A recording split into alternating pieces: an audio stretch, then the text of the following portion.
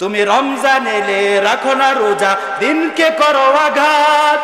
অর্থ করির নেই তো অভাব, দাও না তো যাকাত। ঠিক কিনা? তুমি রমজান এলে রাখো না রোজা, দিনকে করো আঘাত। অর্থ করির নেই তো অভাব, দাও না তো যাকাত। তুমি ইমানদারির বড়াই করো, নেই তোমার ঈমান। তুমি এমন মুসলমান, কেমন মুসলমান তুমি, কেমন মুসলমান।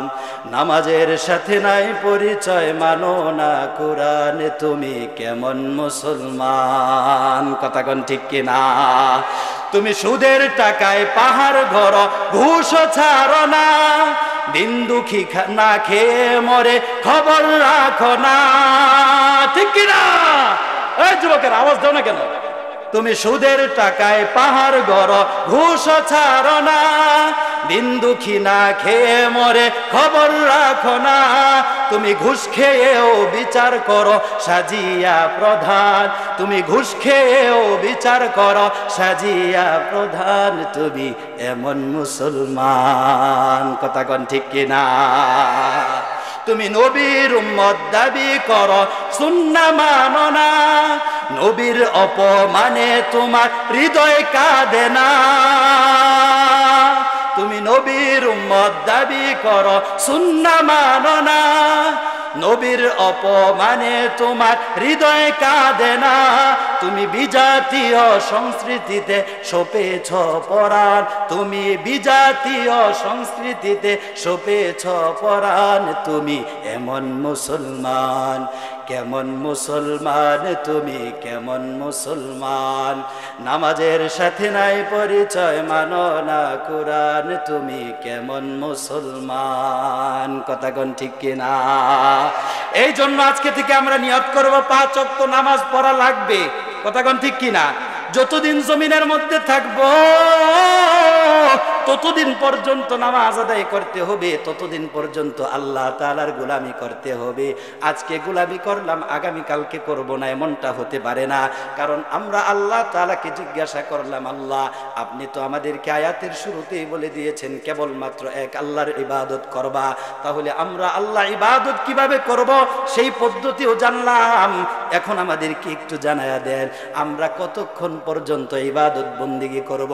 এবার আল্লাহ তাআলা আয়াতে কারিমার মাধ্যমে আমাদেরকে জানায়া দেয়, ওয়া'বুদ রাব্বাকা হাত্তা ইয়াতিয়াকাল ইয়াকিন। আল্লাহু আকবার।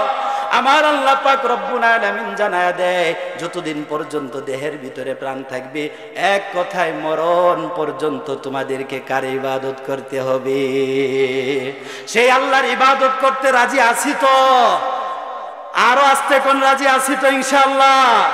আল্লাহ সবাইকে তৌফিক দান করুন, আমিন। মুসলমান ভাইরা আমার, এবার আসুন আমার মূল আলোচনায় প্রবেশ করি, সংক্ষিপ্ত আকারে শেষ করে দিব। আপনাদের খারাপ লাগছে না? হ্যাঁ, ছেড়ে দিই। হ্যাঁ, যুবকদেরকে নিয়ে, তোমাদেরকে নিয়ে আলোচনা হবে। জোরে বলো মারহাবা। আরো আস্তে কো মারহাবা। মুসলমান ভাইরা আমার, এই আয়াত কারিমার দ্বিতীয় অংশে আমার আল্লাহ পাক রব্বুল আলামিন জানায় দেয়, ওয়া বিল ওয়ালিদাইনি ইহসানা। আল্লাহু আকবার। আমার আল্লাহ পাক রব্বুল আলামিন বলতেছে, ও দুনিয়ার মানুষেরা শুনো, তোমরা আল্লাহ তাআলার ইবাদত করার পর তোমরা আর দ্বিতীয়তে যেই কাজটা করবা সেটা হলো তোমরা তোমাদের পিতা মাতার সাথে সদাচরণ করবা। জোরে বলেন, কি করবা? কার সাথে? পিতা মাতার সাথে সদাচরণ করবা। বলে পিতা মাতার সাথে সদাচরণ কেন করবা?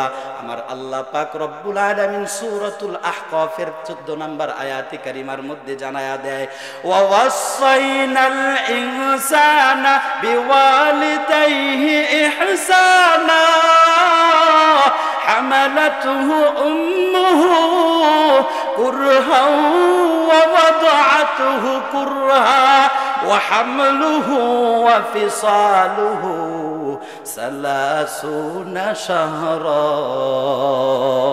الله أكبر।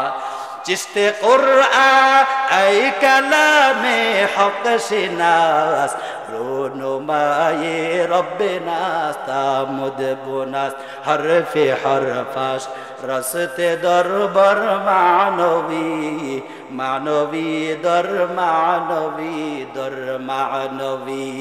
আল্লাহু আকবার। আমার আল্লাহ পাক রব্বুল আলামিন বলতেছেন, ও দুনিয়ার মানুষেরা তোমরা শুনো,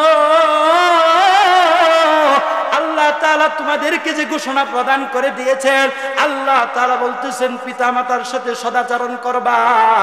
কেন করবা? আমার পূর্বের বক্তা একটু টাচ দিয়েছিলেন, বিস্তারিত আলোচনা করার সময় পায় নাই, আমি একটু বিস্তারিত আলোচনা করব।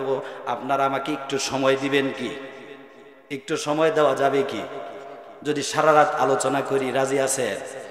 হ্যাঁ, মাশাআল্লাহ, আল্লাহু আকবার। মুসলমান ভাইরা রে আমার আল্লাহ পাক রব্বুল আলামিন বলতেছে, ও দুনিয়ার মানুষেরা তোমরা শোনো, তোমরা তোমাদের পিতা মাতার প্রতি কেন সদাচরণ করবা? আমার আল্লাহ বলতেছে, আমি দুনিয়ার মানুষদেরকে আমি হুকুম করে দিলাম, আমি আদেশ করে দিলাম, তারা যেন তাদের পিতা মাতার সাথে সদাচরণ করে। আমার আল্লাহ তাআলাকে জিজ্ঞাসা করলাম, আল্লাহ পিতা মাতার সাথে সদাচরণ কেন করব? আমার আল্লাহ তাআলা কেমন যেন জবাব দিয়া দেয়, 3টা কারণে তোমরা মার সাথে বাবার সাথে ভালো আচরণ করবা। জোরে বলেন, কয়টা কারণে? 3টা কারণে আমার আল্লাহ পাক রব্বুল আলামিন সর্বপ্রথম বলে দেয়, বিশেষ করে মায়ের সাথে তোমরা সদাচরণ করবা, বাবার সাথেও করবা, তবে মায়ের সাথে ভালোভাবে তোমরা ভালো আচরণ করবা। আমাদের যুবকরা বেশিরভাগ মায়ের সাথে বেয়াদবি করে থাকে, কথা কোন ঠিক কিনা? কারণ বাবার সাথে সেই সাহস পায় না, কারণ বাবার সামনে যদি কথা বলতে যায় চটকানার উপর চটকানা চলবে, কথা কোন ঠিক কিনা? এই জন্য যত রাগ সব মার সাথে গিয়ে দেখা, ঠিক কিনা? আবার কই ঠিক? হ্যাঁ, তাহলে তোমরা করো এগুলা নাকি? হ্যাঁ, আমি জানি এই ফকিরা কান্দির মানুষ, যুবক ভাইয়েরা, বিশেষ করে এই এলাকার যুবক ভাইয়েরা, এরা ভালো, মায়ের সাথে খারাপ আচরণ করে না মনে হয়। তোমরা কি কর নাই? মারহাবা, জোরে বলি মারহাবা। মুসলমান ভাইরা রে আমার আল্লাহ তাআলা বলতেছে, মার সাথে কেন ভালো আচরণ করবা? মায়ের সাথে কেন ভালো আচরণ করবা? হামালাতহু উম্মুহু কুরহা ওয়া ওয়াদাআতহু কুরহা। আমার আল্লাহ তাআলা বলতেছেন, কারণ তোমার মা জননী দিনের পর দিন কষ্ট করে করে তোমাকে 10 মাস 10 দিন গর্ভে ধারণ করেছে, কথা কোন ঠিক কিনা? এই কষ্টটা কত অসহ্যনীয় কষ্ট, যারা বাবা হয়েছেন তারা বুঝতে পারবেন, আর যারা এখনো বাবা হন নাই তারা এই কষ্টটা বুঝতে পারবেন না। একটা সময় আমরাও ছোটবেলায় শুনতাম, কিন্তু বিষয়গুলো বুঝে আসতো না। এখন হারে হারে টের পাই, একটা মা একটা সন্তানকে জন্ম দিতে গিয়ে কি পরিমাণ কষ্ট সহ্য করে। আমার আল্লাহ পাক রব্বুল আলামিন ডাক দিয়ে বলতেছে, রে গোলাম, মার সাথে সদাচরণ করবি, কারণ তোর মা তোকে 10 মাস 10 দিন কষ্ট করে করে তোকে নিয়ে দুনিয়ার মধ্যে বিচরণ করেছে। এই কষ্ট কাউকে বলতে পারে নাই। তুই পেটের ভিতরে আসার পরে তোর মার কষ্ট শুরু হয়ে গেছে, ভালো কিছু খাইতেও পারে নাই, ভালো কিছু খাইতে গেলে বমি বমি ভাব এসেছে।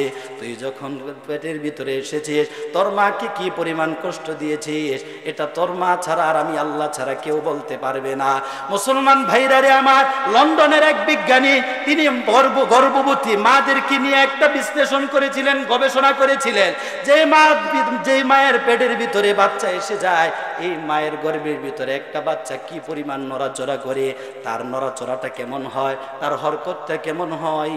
এই আল্লাহর বান্দা খ্রিস্টান বিজ্ঞানী, সে এই গবেষণাটা চালাইতে গিয়ে অবাক হয়ে গেছে। তিনি বলেন, আমি যখন এই গবেষণাটা চালাইলাম তখন দেখতে পেলাম একটা সন্তানের ভিতরে যখন হায়াত এসে যায়, আল্লাহ তাআলা যখন তার ভিতরে জীবন দিয়া দেয়, বাচ্চাটা যখন থেকে নড়াচড়া শুরু করে দেয়, ওই বাচ্চাটা দৈনন্দিন প্রত্যেক দিন, বিশেষ করে একেবারে জন্মগ্রহণ করার আগ পর্যন্ত কম করে হলেও 4000 লাথি তার মায়ের কলিজায় মারে। আল্লাহু আকবার। মুসলমান ভাইরা রে আমার, আল্লাহর বান্দা, ওই বিজ্ঞানী ডাক দিয়ে কয় সর্বশেষ যেই লাঠিটা মেরে আল্লাহর বান্দা তার মায়ের কলিজায় লাঠিটা মেরে জমিনের মধ্যে এসে যায়, ও দুনিয়ার মানুষেরা তোমরা শুনো, মা জননী দেখা যায় একটা বান্দাকে যখন দুনিয়ার ভিতরে আনবে, তার সন্তানটাকে যখন প্রসব করতে যাবে, তখন অনেক মা দেখবেন তারা অজ্ঞান হয়ে যায়। এই অজ্ঞান হওয়ার পিছনে কারণ কি জানেন? এই সন্তানটা যখন আস্তে আস্তে বড় হয়ে যায়, এই সন্তানের এই লাথিগুলো আস্তে আস্তে হলেও অনেক জোরে জোরে কিন্তু কলিজায় আঘাত লাগে। কথা কোন ঠিক কিনা? মুসলমান ভাইরা রে আমার, কলিজা একটা সেনসিটিভ বিষয়, এটা খামখেয়ালি কোনো বিষয় নয়। এই কলিজায় যার পছন্দ ধরবে ওই মানুষকে বাঁচানো আর সম্ভব নয়।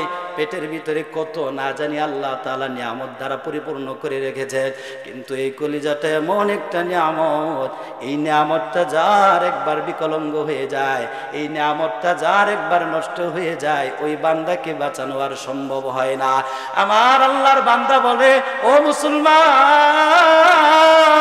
এই বান্দাটা যখন সর্বশেষ লাঠিটা মেরে জমিনের মধ্যে চলে আসবে, ওই বান্দাটা এই লাঠিটা দেখার পরে আল্লাহর বান্দা মুসলমান হয়ে গেছিলেন। সুবহানাল্লাহ। কর একটা বান্দা যখন সর্বশেষ লাঠিটা মারে, এই ছোট্ট নবজাতক শিশুটা সর্বশেষ মায়ের কলিজার ভিতরে এত জোরে আঘাত করে, মায়ের কলিজা তার জায়গায় থাকে না, মায়ের কলিজাটা বুক বরাবর আরো উপরের দিকে উঠে যায়। অনেক মা এটা সহ্য করতে না পেরে অজ্ঞান হয়ে যায়।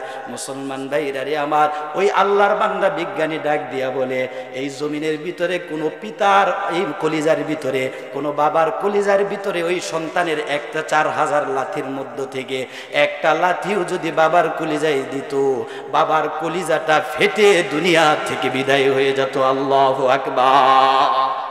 মুসলমান ভাইরা রে আমার, এই জন্য বলি রে যুবক, মাদেরকে আমার আল্লাহ তাআলা এত মজবুত করে বানাইছে, আমার আল্লাহ তাআলা মাদের কলিজাটাকে এত মজবুত করে বানাইছে, জমিনের মধ্যে কোনো পুরুষদেরকে এত মজবুত কলিজা দিয়া বানাই নাই।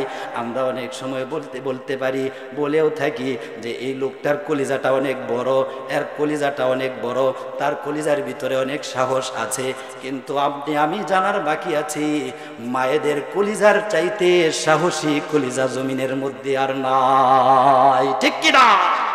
মুসলমান ভাইরা রে আমার, আমার আল্লাহ পাক রব্বুল আলামিন বলেন, এক নাম্বার কারণ হলো, ও দুনিয়ার মানুষেরা, তোমার মা কষ্ট করে করে দিনের পর দিন 10 মাস 10 দিন তোমাকে তোমার মা তার গর্ভে লালন পালন করেছে।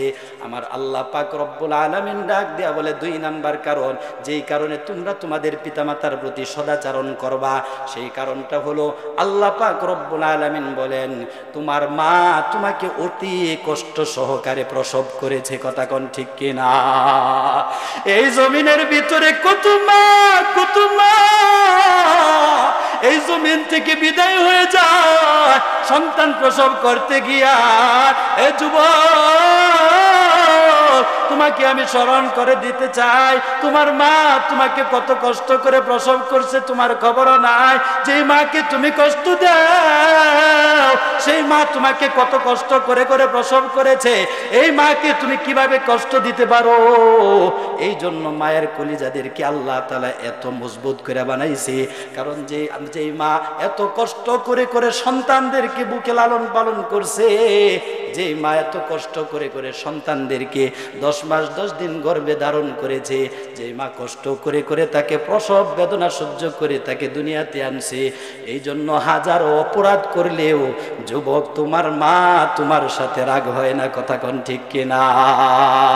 এই একজন উঠবে না, বসো, আলোচনা শেষ করার আগে যে উঠবার খবর আছে।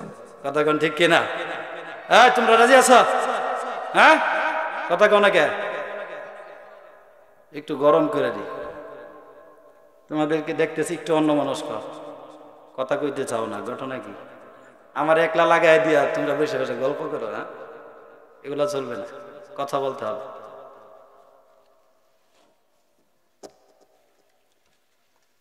এই জমিনের ভিতরে আল্লাহ পাক রব্বুল আলামিন মাদেরকে এত কষ্ট করে এত কষ্ট সহ্য করার ক্ষমতা দান করেছেন, এটা কেবলমাত্র মাদেরকে, আর কাউকে না। আমার আল্লাহ পাক রব্বুল আলামিন বলেন 3 নাম্বার যেই কারণটা বান্দা শুনো, তিন নাম্বার কারণ হলো তোমার মা সালাসুনা শাহরা, 30 মাস পর্যন্ত তোমার মা নিজের শরীরের রক্তকে পানি করে তোমাকে দুধ পান করাইছে। কথা কোন ঠিক কিনা? কয় মাস? 30 মাস, মানে 2.5 বছর। বিজ্ঞানীরা প্রমাণ করে, ডাক্তার সায়েন্স প্রমাণ করে, এই জমিনের ভিতরে যে সন্তানটা 2.5 বছর পর্যন্ত ভালোভাবে মায়ের দুধ পান করে, এই সন্তানটা কম করে হলেও মায়ের 40 মণ দুধ তার মায়ের বুক থেকে আহরণ করে। সুবহানাল্লাহ। ও মুসলমান ভাইরা, তোমাদেরকে আমি জিজ্ঞাসা করতে চাই, যেই মা তোমার জবান থেকে, তার বুক থেকে, স্তন থেকে তোমাদেরকে এত পরিমাণ দুধ পান করাইয়া, যে দুধের ভিতরে কোনো ভেজাল নাই, এত পিওর দুধ পান করা, এত সুন্দর করে তোমাকে লালন পালন করলো, সেই মায়ের সাথে সদাচরণ করবা না তো কার সাথে করবা? কথা কোন ঠিক কিনা? এই জন্য আমার আল্লাহ পাক রব্বুল আলামিন বলেন, এগুলা আমি আল্লাহ পাক রব্বুল আলামিন তোমাদেরকে জানায়া দিলাম, তোমরা সর্বপ্রথম আমি আল্লাহ তাআলার ইবাদত করবা। খুব মনোযোগ, এই কথাটা ভালো করে বুঝতে হবে। আমার আল্লাহ তাআলা বলতে চান, গোলাম তোমাদেরকে আমি আল্লাহ তাআলার ইবাদতের কথা বলে দিলাম, তারপর তোমাদেরকে বললাম তোমরা তোমাদের পিতা মাতার সাথে সদাচরণ করবা। কেন করবা? এবার আল্লাহ পাক রব্বুল আলামিন সূরাতুল লুকমানের 15 নং আয়াতে কারিমার মধ্যে জানায়া দেয়, ওয়া ওয়াসাইনাল ইনসানা বিওয়ালিদাইহি হুসনা হামালাতহু উম্মুহু ওয়াহনান আলা ওয়াহনিন وفصاله في عامين أن اشكر لي ولوالديك। আল্লাহ পাক রব্বুল আলামিন ডাক দিয়া বলতেছেন, ও দুনিয়ার মানুষ তোমরা শুনো, আমি আল্লাহ পাক রব্বুল আলামিন জগৎবাসীদেরকে হুকুম করলাম তারা যেন তাদের পিতামাতার সাথে সদাচরণ করে। কেননা তোমার পিতামাতার মাধ্যমে আমি আল্লাহ তাআলা আমার রুবুবিয়াতকে প্রকাশ করেছি। এই কথাটা বুঝতে পারছেন ভাই? আমি আল্লাহ তাআলা তোমাদের পিতামাতার মাধ্যমে আমি যে রব, এই রব চিনাইছি জমিনের মধ্যে। জোরে বলেন তো কার মাধ্যমে? আপনি আমি একা একা আসমান থেকে জমিনে পড়তে পারি নাই, আল্লাহ তাআলা একটা মাধ্যম দিয়ে জমিনের মধ্যে পাঠাইছে, সেই মাধ্যমটা হলো পিতামাতা। কথা কোন ঠিক কিনা? আমার আল্লাহ পাক রব্বুল আলামিন বলেন, এই জমিনের মধ্যে আমি আল্লাহ তাআলা তোমাদেরকে আমি আল্লাহ তাআলার রুবুবিয়াতের পরিচয় প্রকাশ করছি তোমাদের পিতামাতার মাধ্যমে। এই জন্য আনিশকুরলি ওয়ালিওয়ালিদাইক, সর্বপ্রথম আমি আল্লাহ যেহেতু তোমাদেরকে জমিনে দয়া করে মায়া করে মানুষ বানায়া পাঠাইছি, এই জন্য সর্বপ্রথম তোমরা আমি আল্লাহ তাআলার শুকরিয়া আদায় করবা, আমি আল্লাহ তাআলার প্রতি কৃতজ্ঞ হবা। আর দ্বিতীয়ত, যেহেতু যাদের মাধ্যমে আমি আল্লাহ, আমি রবের পরিচয় পেয়েছো, সেই পিতা মাতার সাথে সদাচরণ করবা। সুবহানাল্লাহ। এই জন্য আল্লাহ বলছেন, আমার ইবাদত করলে যেমন সওয়াব, ঠিক তেমনি ভাবে তোমার পিতা মাতার খেদমত করলেও তেমন সওয়াব। আল্লাহু আকবার। আমার আল্লাহ পাক রব্বুল আলামিন ডাক দিয়া বলে, গোলাম, এই জমিনের ভিতরে যে ব্যক্তি আল্লাহ তাআলাকে খুশি করতে চায়, পয়গম্বর আরবি ডাক দিয়া কয়, ওই বান্দা যেন 5 পদ্ধতির ইবাদত করে। আমরা আল্লাহকে জিজ্ঞাসা করলাম, আল্লাহ আপনাকে খুশি করার তো পদ্ধতি পাইলাম, এবার আমাদেরকে জানায়া দেন আমরা পিতা মাতার সাথে সদাচরণ কিভাবে করব। আমার আল্লাহ তাআলা কেমন যেন বলতে চান, পিতা মাতার সাথেও তোমরা 5 পদ্ধতিতে সদাচরণ করো। সুবহানাল্লাহ। দেখেন কেমন মিল রাখছে। আল্লাহু আকবার কর। আর একটু জবানটা খুলে বলেন আল্লাহু আকবার। ইজ্জত দেওয়ার মালিক কে? আর একটু আস্তে বলেন কে? বেইজ্জতি করার মালিক কে? মদদগার হ্যায় খুদা, ওয়া তুইজ্জু মান তাশা ওয়া তুযিল্লু মান তাশা। জোরে বলি আল্লাহু আকবার। মুসলমান ভাইরা রে আমার, আমি অতি সংক্ষিপ্ত করব, বেশি লম্বা করব না। আমি আল্লাহ পাক রব্বুল আলামিনের সেই কাঙ্ক্ষিত আয়াত থেকে তেলাওয়াত করে আপনাদেরকে শোনাইতেছি, তাফসীর করে করে বুঝিয়ে সামনের দিকে অগ্রসর হচ্ছি। আর বেশি সময় নিব না, অল্প সময়ের ভিতরে আপনাদের থেকে দোয়া নিয়ে বিদায় নিয়ে চলে যাব। আমার আল্লাহ পাক রব্বুল আলামিন বলতেছে, ও দুনিয়ার গোলাম, তোমরা আল্লাহ তাআলার ইবাদত যেমনি ভাবে 5 পদ্ধতিতে করেছ, মাতা পিতার সাথেও 5 পদ্ধতিতে 5 ভাবে তোমরা সদাচরণ করবা। বলে 5 পদ্ধতির 1 নাম্বার পদ্ধতির নাম কি? আমার আল্লাহ পাক রব্বুল আলামিন জানায়া দেয়, ইম্মা ইয়াবলুগান্না ইনদাকাল কিবারা আহাদুহুমা আও কিলাহুমা ফালা তাকুল লাহুমা উফফি ওয়া লা তানহারহুমা ওয়া কুল লাহুমা কওলান কারীমা। একটু জবান খুলে বলা যাবে কি আল্লাহু আকবার? আমার আল্লাহ পাক রব্বুল আলামিন বলতেছেন 1 নাম্বার পদ্ধতি হলো তোমাদের জীবদ্দশায় তোমাদের পিতা মাতার মধ্য থেকে উভয়জন অথবা 2 জনের মধ্য থেকে কোনো একজনকে যদি তুমি পেয়ে যাও, তাদেরকে যদি বার্ধক্যজনিত অবস্থায় তাদেরকে তোমার কাছে পেয়ে যাও, তাহলে তোমার সর্বপ্রথম দায়িত্ব হলো তাদের কোনো কাজে কর্মে বিরক্ত হয়ে উফ শব্দটুকু উচ্চারণ করো না। কারণ হলো পিতামাতা যখন বৃদ্ধ হয়ে যায় তখন তাদের হিতাহিত জ্ঞান একটু কমে যায়, তাদের আকল বুদ্ধি একটু কমে যায়, তারা ছোট মানুষের মতো আচরণ করতে থাকে, বাচ্চাদের মতো কথা বলতে থাকে, বিভিন্ন ধরনের আবদার করতে থাকে। কথা কোন ঠিক কিনা? আমার আল্লাহ বলেন তুমি একদিন ছোট ছিলা, তোমার বাবা মার কাছে না জানি কতবার তুমি কত আবদার করেছ, তোমার সেই বাবা তোমার মা তোমার সকল আবদার পূরণ করেছে। অতএব তোমার বাবা মা যখন বৃদ্ধ হয়ে যাবে, ওই বৃদ্ধ অবস্থায় তোমার কাছে যখন ছোট মানুষই করে যখন তোমাকে কোনো কাজে বিরক্ত করবে, ওই কাজে বিরক্ত হইয়া কখনো বাবা আমার প্রতি উফ শব্দটুকু করবা না। সুবহানাল্লাহ। মুসলমান ভাইরা রে আমার, 2 নাম্বার পদ্ধতি যেভাবে পিতা মাতার সাথে সদাচরণ করবে। এই যুবক ভাই ভালো করে মনোযোগ সহকারে শুনো, তোমরা অন্য মানুষ ঘটনা কি? হ্যাঁ আসতে বলি কথা শুনতে হবে, মনোযোগ। এত কষ্ট করে বলতেছি, মিয়া অন্য জায়গায় বয়ান করলে 20,000 টাকা দেয়, তোমরা আমি কয় টাকা দিবে? এই টাকার জন্য তো এখানে ওয়াজ করতে আসি নাই, কিন্তু ঘটনা হয়েছে মনোযোগ সহকারে শুনতে হবে। যাই কজন করছে এই কথা আবার শয়তানি করে কথা বলা যাবে। রাজি আছো? একটু মনোযোগ সহকারে আর মাত্র কয়েক মিনিট। মুসলমান ভাইরা রে আমার, আমার আল্লাহ পাক রব্বুল আলামিন বলতেছেন 2 নাম্বার পদ্ধতি। 2 নাম্বার পদ্ধতি হলো ওয়ালা তানহারহুমা, তোমরা তোমাদের পিতা মাতাকে কখনো ধমক দিবা না। ও যুবক ভাইরা, তোমরা মায়েদের সাথে সবচাইতে বেশি এই কাজটা করে থাকো। একটু হলেই কিছু হলে পান থেকে চুন খসলে তোমরা মাদের প্রতি রাগান্বিত হয়ে যাও, তাদের সাথে কুদান শুরু করে দাও, তাদেরকে অনেক ধরনের গালমন্দ করো। কিন্তু তুমি জানো না তোমার একটা গালির কারণে তোমার জিন্দেগি বরবাদ হয়ে যেতে পারে। কথা কোন ঠিক কিনা? এই জন্য আমার আল্লাহ বলেন তোর শরীরে বান্দা আমি শক্তি দিয়েছি। জুড়ে বলেন কে দিয়েছে? আল্লাহ বলেন যুবক, শক্তি দেওয়ার মালিক আমি আল্লাহ। সেই শক্তি তুমি পাইছো তোমার মা বাবার মাধ্যমে। অতএব মা জননী তোমাকে কষ্ট করে করে এই শক্তি সঞ্চয় করার জন্য গড়ে তুলেছে, তিলে তিলে তোমাকে বড় করেছে। অতএব সেই বাবা মাকে তারা যখন বৃদ্ধ হয়ে যাবে, তাদেরকে কখনো তোমার শক্তির বাহাদুরি দেখায় তাদেরকে ধমক দেওয়া যাবে না। পালন করতে রাজি আছেন তো?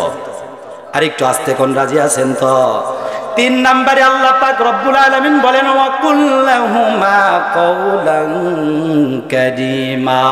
আল্লাহ পাক রব্বুল আলামিন বলেন যখন তোমরা তোমাদের পিতামাতার সাথে কথা বলবা, অত্যন্ত নম্রতার সাথে, ভদ্রতার সাথে, সুন্দর ভাষায়, মিষ্টি ভাষায়, সম্মানের সাথে তাদের সাথে কথা বলবা। আল্লাহু আকবার।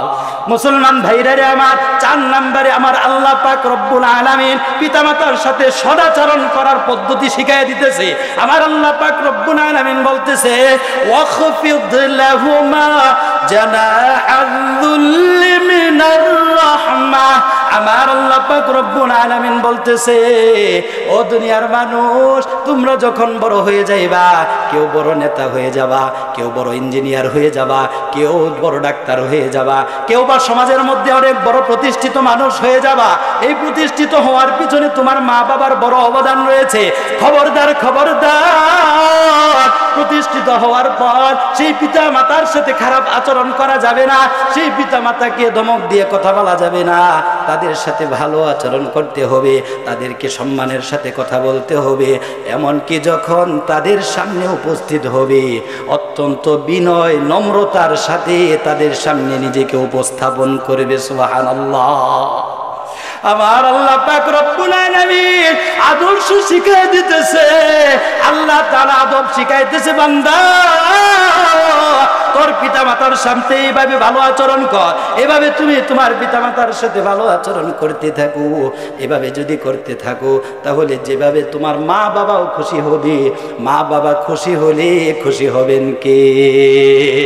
সেই আল্লাহ পাক রব্বুল আলামিন বলতেছে, এ বান্দা এই কাজগুলো করার পর তুমি মনে করো না তোমার পক্ষ থেকে মনে হয় পিতামাতার হক আদায় হয়ে গেছে। এই কাজগুলো করার পর তোমার এই কথা ভাবার কোনো সুযোগ নাই, মনে হয় আমার পক্ষ থেকে পিতা মাতার ঋণ পরিশোধ হয়ে গেছে। না রে না বান্দা, তোর মায়ের ঋণ কোনোদিন শোধ করতে পারবে না। যদিও তোর শরীরের চামড়াটাও তোর মায়ের জন্য পাপোশ বানায়া দাও, তারপরও তোমার মায়ের ঋণ কোনোদিন শোধ করতে পারবা না। কথা কও ঠিক কিনা? মায়ের একদার দুধের দাম কাটিয়া গায়ের চাল, একদার দুধের দাম, মায়ের একদার দুধের দাম কাটিয়া গায়ের চাল, পরিশোধ হইবে না ঋণ ভাই রে। এমন দরদি ভবে আর কেউ হবে না আমার মা গো। কথা কোন ঠিক কিনা? মুসলমান ভাইরা রে আমার, সেই আল্লাহ পাক রব্বুল আলামিন ডাক দিয়া বলতেছে, ও দুনিয়ার মানুষেরা তোমরা শোনো, আমি আল্লাহ পাক রব্বুল আলামিন তোমাদেরকে জানায়া দিলাম, এত বড় ডাক্তার ইঞ্জিনিয়ার হওয়ার পর তারপরও তোমরা তোমাদের পিতামাতার উপর থেকে তোমাদের দায়িত্ব সরে যায় নাই। যদি তারা বেঁচে থাকে তারপরও তাদের জন্য তোমাদের পক্ষ থেকে একটা করণীয় হলো বেশি বেশি তাদের জন্য পড়বা, রব্বির হামহুমা কামা রব্বায়ানি সগীরা। একটু মোহাব্বতের সাথে বলা যাবে কি, রব্বির হামহুমা কামা রব্বায়ানি সগীরা। কি বললাম? ওগো আল্লাহ, যেভাবে আল্লাহ আমার পিতামাতা ছোটবেলায় আমার উপর রহম করেছে, যেমনি ভাবে আমার পিতামাতা আমাকে ছোটবেলায় লালন পালন করেছে, ওগো আল্লাহ তুমি আমার পিতামাতাকে এই বৃদ্ধ বয়সে তাদের প্রতি এমন রহম তুমি করো। এই মুসলমান ভাইরা রে আমার, পিতামাতা যতদিন জীবিত থাকবে ততদিন এই দোয়াটা পাঠ করব। যখন দুনিয়া থেকে চলে যাবে তখনও আমরা এই দোয়াটা পাঠ করব। রাজি আছেন তো ইনশাআল্লাহ? আল্লাহর নবী বিশ্ব নবী রাহমাতুল লিল আলামিন হাদিসের মধ্যে জানায়া দেয়, যে ব্যক্তি পিতামাতার কবরের পাশে দাঁড়াইয়া রব্বির রাহমহুমা কামা রব্বায়ানি সগীরা এই দোয়াটা পাঠ করবে, আমার আল্লাহ পাক রব্বুল আলামিন ওই বান্দাটা এই দোয়াটা পাঠ করতে দেরি হবে, আমার আল্লাহ তার পিতামাতার কবরের আযাব বন্ধ করতে দেরি করবে না। আল্লাহু আকবার। শুধু তাই নয়, বান্দা পড়ার সঙ্গে সঙ্গে যেই বান্দা এই পাঠ করবে, এই দোয়াটা একবার পাঠ করবে, আমার আল্লাহ পাক রব্বুল আলামিন ওই বান্দার আমলনামার মধ্যে নেকি দ্বারা পরিপূর্ণ করে দিবেন। আল্লাহু আকবার। এই জন্য আমরা যেমনি ভাবে পিতামাতা জমিনের মধ্যে থাকাকালীন সময়ে এই দোয়াটা পাঠ করব, ঠিক তেমনি ভাবে দুনিয়া থেকে বিদায় হয়ে যাওয়ার পরও আমরা এই দোয়াটা পাঠ করব। এই মুসলমানি বান্দার আল্লাহর গোলাম, আমার আল্লাহ পাক রব্বুল আলামিন এই 5 পদ্ধতিতে আল্লাহ তাআলা বলছেন পিতামাতার সাথে সদাচরণ করো। এবং প্রশ্ন হয়, হুজুর আমরা পিতামাতার সাথে কেন সদাচরণ করব? মায়ার নবী জানায়া দেয়, ক্বালা রাসূলুল্লাহ সাল্লাল্লাহু আলাইহি ওয়াসাল্লাম হুমা জান্নাতুকা ওয়া নারুকা, তোমার পিতামাতা তোমার জান্নাত অথবা জাহান্নাম। তুমি চাইলে তোমার পিতামাতার খেদমত করে তাদের সাথে ভালো আচরণ করে তোমার পিতামাতার থেকে তাদের সাথে সদাচরণের মাধ্যমে জান্নাত খরিদ করে নিতে পারো। আর তুমি চাইলে তাদের সাথে খারাপ আচরণ করে তাদের সাথে বেয়াদবি করে তাদের মনক্ষুণ্ণ করে তোমরা জাহান্নাম খরিদ করে নিতে পারো। এই জন্য মায়ার নবী বলেন, হুমা জান্নাতুকা ওয়া নারুকা, বান্দা তোমার ইচ্ছা, তুমি চাইলে তোমার মা বাবার মাধ্যমে জান্নাতীও হতে পারো, জাহান্নামীও হতে পারো। আল্লাহু আকবার। মুসলমান ভাইরা রে আমার, শুধু তাই নয়, কেন আমরা পিতামাতার বন্দেগী করব? কেন আমরা পিতামাতার খেদমত করব? কেন আমরা পিতামাতার সাথে সদাচরণ করব?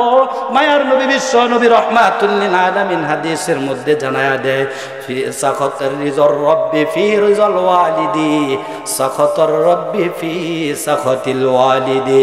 আমার মায়ার নবী জানায়া দেয়, পিতামাতার সন্তুষ্টির মধ্যে রবের সন্তুষ্টি নিহিত রয়েছে, পিতামাতার অসন্তুষ্টির মধ্যে রবের অসন্তুষ্টি রয়েছে। নাউজুবিল্লাহ। এর মানে হলো, আপনার প্রতি যদি আপনার পিতামাতা সন্তুষ্ট থাকে তাহলে কে খুশি থাকবেন আপনার উপর? আরো আসতে কোন কে? আপনি যদি ভালো সন্তান হন, নেককার সন্তান হয়ে থাকেন, আপনার পিতামাতাকে খুশি করে কবরে রাখতে পারে, তাহলে আল্লাহ তাআলাও আপনার প্রতি সন্তুষ্ট। আর আপনার প্রতি যদি আপনার পিতামাতাও সন্তুষ্ট থাকে, তাহলে যিনি আপনার উপর সন্তুষ্ট তিনি কে? সেই আল্লাহ পাক রব্বুল আলামিন তার হাবিবের মাধ্যমে জানায়া দেয়, ও দুনিয়ার মানুষেরা তোমরা শুনো, আমি আল্লাহর নবী বিশ্ব নবী রাহমাতুল লিল আলামিন তোমাদেরকে জানায়া দিলাম, এই জমিনের মধ্যে তোমরা তোমাদের পিতামাতাদেরকে মহামূল্যবান নিয়ামত মনে করো। যখন এই নিয়ামতটা হারিয়ে ফেলবা, তখন বুঝবারে মুমিন তোমরা কি নিয়ামত হারিয়ে ফেলেছ। এই জন্য বিশ্ব নবী রাহমাতুল লিল আলামিন জানায়া দেয়, পিতামাতার সাথে ভালো আচরণ করার কোনো বিকল্প নাই। একবার বিশ্ব নবী রাহমাতুল লিল আলামিন মিম্বরের উপরে উঠতেছে, আল্লাহর নবী প্রথম মিম্বরে পা রাখছে বলে আমিন, দ্বিতীয় মিম্বরে পা রাখছে বলে আমিন, তৃতীয় মিম্বরে পা রাখছে বলে আমিন। সাহাবায়ে কেরামগণ নামাজের পরে জিজ্ঞাসা করলেন, ইয়া রাসূলুল্লাহ, আপনি 3 মিম্বরের মধ্যে পা রাখলেন, 3 বার বললেন আমিন, ইতিপূর্বে এমনটা তো কখনো করেন নাই। আল্লাহর নবী জানায়া দেয়, আমি যখন মিম্বরের মধ্যে আরোহণ করতেছিলাম, ইত্তবসরে আলজাত জিবরাইল আলাইহিস সালাতু ওয়াস সালাম আমার সামনে উপস্থিত হয়ে গেছে। জিবরাইল আলাইহিস সালাতু ওয়াস সালাম ডেকে ডেকে বলতেছে, পয়গম্বর, ওই ব্যক্তি ধ্বংস হোক যেই ব্যক্তিটা আপনার নাম শোনার পরেও দুরূদ পড়ল না, সে ধ্বংস হোক। আমি বললাম আমিন।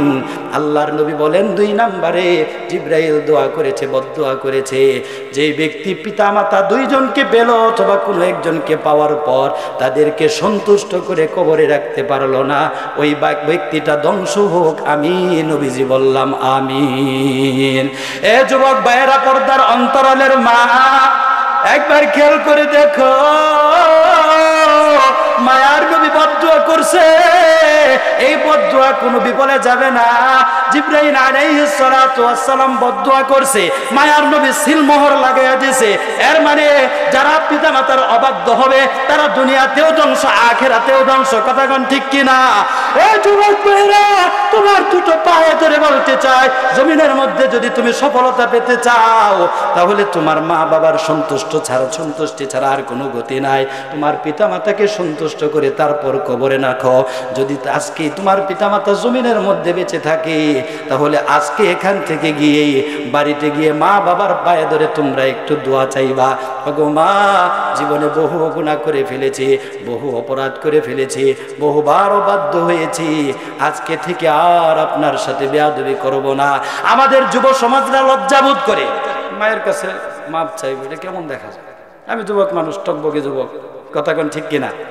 কিন্তু তুমি যার কাছ থেকে লজ্জাবোধ করতেছ, সে আর কেউ নয়, তোমার গর্ভধারিণী মা। তার কাছে একবার ক্ষমা চাই দেখো, ক্ষমা চাইতে দেরি হবে, ক্ষমা করতে দেরি হবে। কথা কোন ঠিক কিনা? সেই মা আমাদের অনেকের দুনিয়াতে নাই। মায়ার নবীর সাহাবী মুআয ইবনে জাবাল রাদিয়াল্লাহু তাআলা আনহু ডেকে বলতেছে, মায়ার নবী আমাকে কয়েকটা ওসিয়ত করেছেন। আন মুআজ ইবনে জাবাল রাদিয়াল্লাহু তাআলা আনহু قال قال أوصاني رسول الله صلى الله عليه وسلم قال لا تشرك بالله شيئا وإن قتلت وحرقت। মায়ার নবীর সাহাবী মুআজ ইবনে জাবাল রাদিয়াল্লাহু তাআলা আনহু ডেকে বলতেছে, বিশ্ব নবী রাহমাতুল লিল আলামিন আমাকে 10টা ওসিয়ত করেছেন। জোরে বলেন কয়টা? আরো আস্তে কোন কয়টা? বিশ্ব নবী আমাকে 10টা ওসিয়ত করেছেন। এর মধ্যে 1 নাম্বার ওসিয়ত হলো ক্বালা লা তুশরিক বিল্লাহ। আল্লাহু আকবার। মায়ার নবী বলে দিছে, এ মুআজ, জমিনে যতদিন থাকবা কোনদিন আল্লাহর সাথে কাউকে শরীক করবা না। জোরে বলেন, কার সাথে কাউকে শরীক করবা না? মায়ার নবী বলতেছেন, ওয়া ইন কুতিলতা ওয়া হুররিকতা, যদিও তোমাকে হত্যা করা হয় কিংবা আগুন দ্বারা পুড়িয়েও ফেলা হয়, তারপরেও আল্লাহর সাথে কখনো শরীক করবা না। মুসলমান ভাইরা রে আমার, এই শিরকের গুনাহ বড় মারাত্মক গুনাহ। আল্লাহ তাআলা সূরাতুন নিসার মধ্যে জানায়া দেয়, ইন্নাল্লাহা লা ইয়াগফিরু আন ইউশরাকা বিহি ওয়া ইয়াগফিরু মা দুনা যালিকা লিমান ইয়াশা ওয়াল্লাহু গফুরুর রহিম। আল্লাহু আকবার। মায়ার নবী বলেন, আল্লাহ পাক রব্বুল আলামিন বলতেছেন, আল্লাহ পাক রব্বুল আলামিন ইচ্ছা করলে কবিরা গুনাহ মাফ করে দিতে পারে, জিনার গুনাহ আল্লাহ মাফ করে দিতে পারে। আল্লাহ চাইলে নামাজ না পড়লে সেই গুনাহও মাফ করে দিতে পারে। কিন্তু আল্লাহ বলতেছেন শিরক এত মারাত্মক গুনাহ, আমি আল্লাহ তাআলা এই শিরকের গুনাহ কোনোদিন মাফ করব না। নাউজুবিল্লাহ। এই জন্য জীবন গেলেও কখনো আমরা শিরক করব না। রাজি আছেন তো? মুসলমান ভাইরা রে আমার, 2 নাম্বার ওসিয়ত করেছেন মুআজ ইবনে জাবাল রাদিয়াল্লাহু তাআলা আনহু বলেন, আল্লাহর নবী বিশ্ব নবী রাহমাতুল লিল আলামিন আমাকে 2 নম্বরে ওসিয়ত করেছেন, এরে মুআজ, ওয়ালা তাউক্কান্না ওয়ালিদাইক ওয়া ইন আমারাকা আন তাখরুজা মিন আহলিক। ও মুআজ, তোমাকে আমার পক্ষ থেকে 2য় নাম্বার ওসিয়ত হলো, জমিনের মধ্যে যতদিন বেঁচে থাকবা পিতামাতার সাথে কখনো অসদাচরণ করো না। যদিও তারা তোমাকে তো তাদের সম্পদ থেকে বঞ্চিত করে। আল্লাহু আকবার। নবী বলতেছেন, যদিও তোমার পিতামাতা তোমাকে তাদের সম্পদ থেকে আলাদা করে দেয়, যদিও তোমার পিতামাতা তাদের পরিবার থেকে, তোমার পরিবার থেকে আলাদা করে দেয়, তথাপি তোমার পিতামাতার সাথে কখনো খারাপ আচরণ করো না। এই জন্য ভালো আচরণ করার দরকার আছে না নাই? মুহতারাম হাজিরিন, এখনই শেষ করে দিব। আল্লাহর নবী বিশ্ব নবী রাহমাতুল লিল আলামিন বলতেছেন, কেউ ভাই অসব দূরছে, মায়ার নবী বলতেছেন, যদি তোমরা জমিনের মধ্যে সফলতা চাও তাহলে পিতামাতার খেদমত করার দরকার আছে না নাই? পিতামাতার খেদমত করতে হবে। আল্লাহর নবী বিশ্ব নবী রাহমাতুল লিল আলামিনের একটি হাদিস বলে আপনাদের থেকে বিদায় নিব। ইমাম বুখারী রাহমাতুল্লাহি আলাইহি আদাবুল মুফরাদের মধ্যে একটি হাদিস এনেছেন। আল্লাহর নবীর একজন সাহাবী আলকামা রাদিয়াল্লাহু তাআলা আনহু, এই হাদিসটা আপনাদেরকে এই জন্য শোনাইতেছি যে সন্তানরা মা বাবার সাথে খারাপ আচরণ করে, পিতামাতার খেদমত করে না, খাবার বস্ত্র পানি এগুলো কিছুই দেয় না, ওই সন্তানরা মরণের সময় কিন্তু কালিমা নসিব হবে না, তাদের জবান দিয়ে কালিমা বের হবে না। এই যুবক ভাইরা মনোযোগ সহকারে শুনো, আখিরি কালাম, এই কথাটা তোমাদের কলিজার ভিতরে ঢুকাতে হবে। এই কথাটার মধ্যে আমাদের জন্য হেদায়েত রয়েছে, কারণ হেদায়েতের জন্য একটা কথাই যথেষ্ট। কথা কোন ঠিক কিনা? আমার আল্লাহর নবীর সাহাবী আলকামা রাদিয়াল্লাহু তাআলা আনহু বড় জলিলুল কদর সাহাবী। আল্লাহর নবীর সাহাবী মুমূর্ষ অবস্থায় মৃত্যু শয্যায় শায়িত। আল্লাহর নবীর সাহাবী দুনিয়া থেকে বিদায় হয়ে যাবে, কিন্তু তার জবান দিয়ে কালিমা বের হইতেছে না। তার স্ত্রী দৌড়ায় আইছে নবীজির কাছে, ওগো আল্লাহর পয়গম্বর, আপনার সাহাবী আলকামার জবান দিয়ে কালিমা বের হয় না। নাউজুবিল্লাহ কর। আরে ভাই, কত ভয়াবহ একটা কথা, সাহাবীর জবান দিয়ে কালিমা বের হয় না, এর চাইতে ভয়াবহ আর কথা কিছু নাই। যে সাহাবায়ে কেরামের ব্যাপারে আল্লাহ তাআলা বলছে রাদিয়াল্লাহু আনহুম ওয়া রাদু আনহু, সেই সাহাবীদের ব্যাপারে আল্লাহর নবী বলতেছেন সেই সাহাবীর জবান দিয়ে কালিমা বের হইতেছে না। সাহাবীর স্ত্রী আয়েশা বলতেছে ইয়া রাসূলুল্লাহ, আপনার সাহাবী আলকামার জবান দিয়ে কালিমা বের হয় না।